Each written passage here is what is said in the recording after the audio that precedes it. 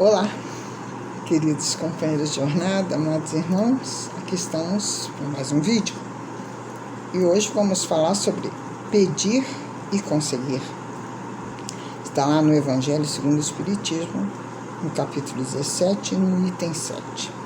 E também está no Evangelho de Marcos, capítulo 11, versículo 24.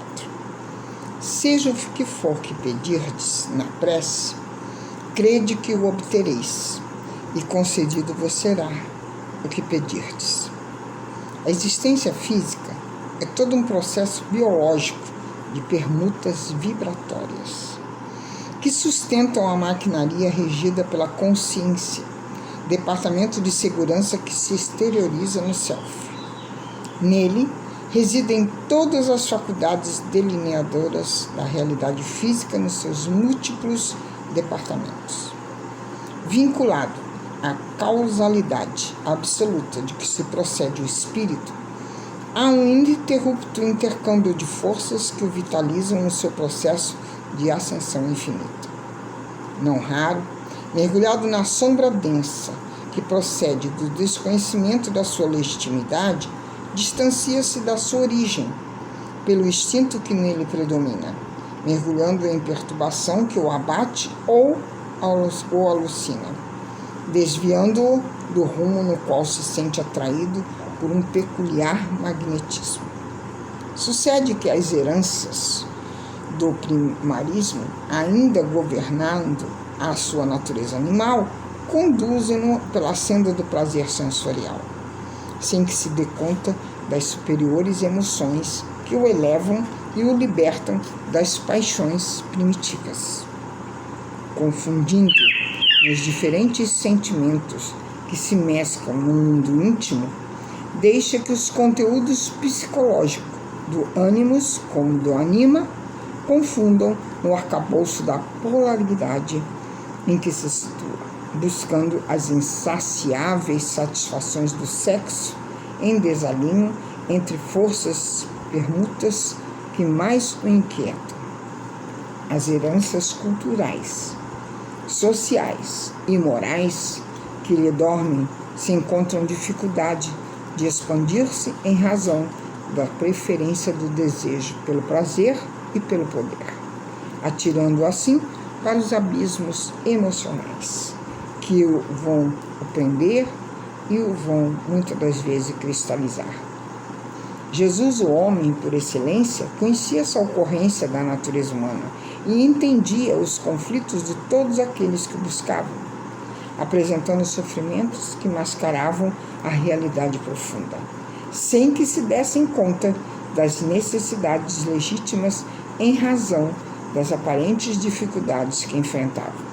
Por isso, não cessava de recomendar que se operasse nos enfermos desejosos de saúde a renovação interior, a mudança de conduta moral e mental, a fim de que no cerne de si mesmos se concretizasse assim o bem-estar, sempre suscetível de alteração pela própria fatalidade da vida celular e da inevitabilidade dos fenômenos da morte. Porque nem sempre as criaturas soubessem como manter a vinculação entre as fontes da vida, sugeriu a oração, que se constitui numa ponte vibratória de fácil construção por todo aquele que deseje realmente a vitória sobre os sofrimentos e anelem o bem-estar pronto e pleno. A oração é a emanação do pensamento do bem, direcionado a rico de condições vibratórias, que se expande até sincronizar com as ondas equivalentes, assim estabelecendo um intercâmbio entre a criatura e o Criador. Não apenas dilui as energias deletérias, como renova as formas e as forças morais do ser, saturando-o em vibrações superiores e de qualidade poderosa, que alteram as paisagens mentais, emocionais e orgânicas, através de sutis processos de modificação do campo em que o mesmo se encontra. Certamente não modifica às leis estabelecidas. No entanto, contribui com vigor e inspiração para que sejam entendidas e aceitas em clima de superior alegria e coragem. Também proporciona o descortino da realidade existencial dos seus elevados significados psicológicos, que tem caráter educativo, preparando cada criatura para a perfeita identificação com o si, mediante a superação do ego. Todo e qualquer pedido feito através da prece é conseguido, porque o ato de orar já constitui uma expressão de humildade perante a vida. E é um despertar da consciência para a concessão dos objetivos a que se deve entregar. É certo que se não refere o apóstolo à doação gratuita por parte da divindade de tudo aquilo que a insensatez busque, em astuciosa conduta de ludibriar os códigos soberanos. Sendo o ser humano responsável pelos seus atos, enfrenta-os sempre com efeitos que o esperam pelo caminho por onde segue.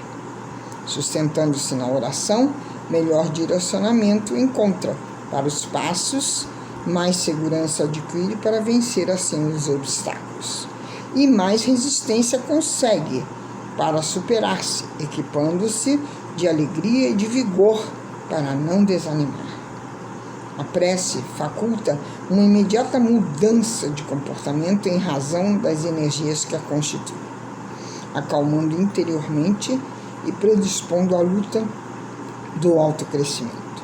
Quando alguém resolve pedir, liberta-se dos grilhões do orgulho e abre-se receptivo ao auxílio, tornando-se maleável à renovação, à conquista de outros valores de que necessita. Não tendo a psicologia um imediato compromisso com a metafísica, percebe-se que esse fenômeno é eminentemente emocional, estruturado em novos sentimentos de aceitação dos limites e aspiração do infinito. Jesus o sabia e estimulava todos os homens a se esforçarem para conseguir o reino dos céus dentro de si mesmos. Reflexionando-se com serenidade, sempre encontramos o homem de Nazaré, despido de qualquer tipo de superdivindade transcendente ou de qualquer endeusamento. Toda a evolução cristológica na atualidade da psicologia profunda e na visão espírita apresenta Jesus em contínuo crescimento para Deus, convidando os seres humanos para seguirem pelo mesmo rumo através dele, como mentor que é, indiscutivelmente.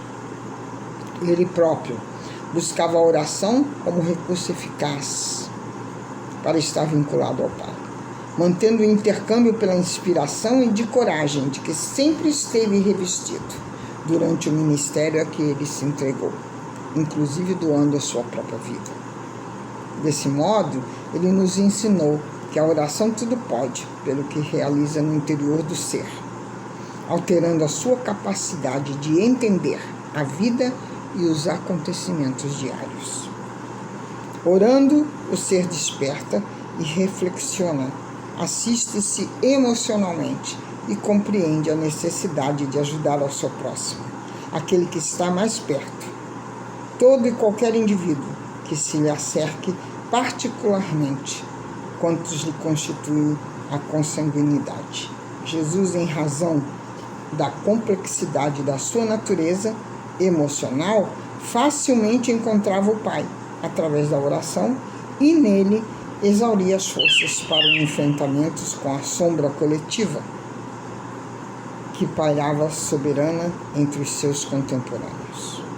É comum encontrar-se aqueles que se recusam à oração, constituindo o grupo psicológico do não, escondendo a debilidade emocional e um tênue véu de resistência, sob o subterfúgio de que a prece não altera no que se encontra estabelecido e que deve ser suportado e resgatado.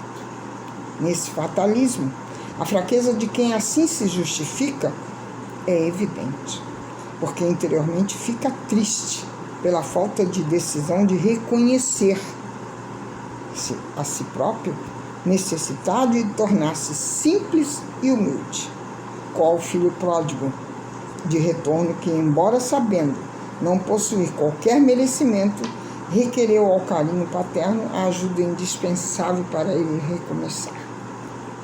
E naturalmente conseguiu o socorro de que necessitava, sendo recebido com bondade e júbilo, porque há sempre mais alegria quando se encontra uma ovelha perdida, e além disso, são os enfermos que necessitam dos médicos. O orgulho, que é o filho dileto do egoísmo, ele é síndrome da fraqueza moral, que necessita ser combatida com a renovação emocional e o autodescobrimento, mediante os quais o enriquecimento de valores se dá naturalmente e se consegue a força para vencer o patamar inferior em que se estagia. A oração, desse modo, constitui um revigorante mecanismo de equilíbrio psicológico e moral, facultando visão correta dos significados existenciais e das oportunidades que a reencarnação faculta a quem anela pela felicidade despida de atavios enganosos e embriagadores. Por seu intermédio, a inspiração abre as comportas do superconsciente e enseja entendimento de tudo quanto estava mergulhado em trevas, tornando-se um instrumento de dor e de desequilíbrio. Torna-se necessário, por esse intermédio, encontrar o luminoso que se interiorizava de Jesus e que mimetizava todos quantos se lhe acercassem com sinceridade e anseios de paz. A prece faculta esse recurso, exigindo, porém, a entrega, porquanto muitos homens e mulheres foram tocados por aquele luminoso que dele, de Jesus, se irradiava, mas se negaram a segui-lo, porque a sombra não lhes permitiu a claridade interior, aquela que erradica todo o mal e proporciona a liberdade real. Quando o desespero, de qualquer forma, circunde a casa mental e o departamento emocional da criatura, cabe-lhe, na dificuldade de discernimento ou de dor que se encontre, abrir-se à prece e pedir amparo a Deus, tocando de luz, porquanto tudo obterá e concedido lhe será o que pedir. Portanto, é através da prece que poderemos chegar a Deus e a Jesus. Mas, para isso, precisamos trabalhar dentro de nós a fé, a confiança, a humildade. E realmente acreditarmos que o que nós fazemos com o nosso amor, com o nosso carinho, com o nosso eu verdadeiro, aí sim serei ouvida, serei realmente atingida pelo bem da prece que estou proferindo. Graças a Deus e graças a Jesus. Beijos em seus corações.